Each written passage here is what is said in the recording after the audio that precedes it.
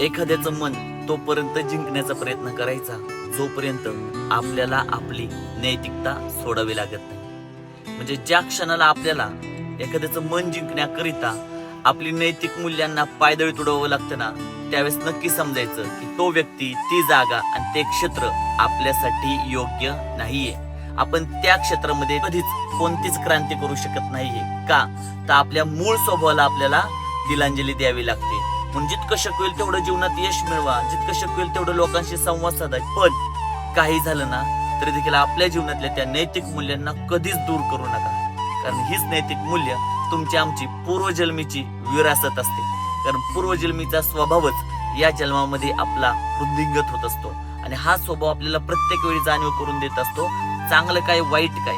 आणि ज्यावेळेस आपल्याला एखादी गोष्ट, वस्तू, व्यक्ती प्राप्त करण्याकरिता आपला चांगुलपणा सोडावा लागत असेल त्यावेळेस नक्की समजायचं ही वस्तू, ही व्यक्ती आणि ही गोष्ट आणि हे क्षेत्र आपल्यासाठी योग्य नाहीये.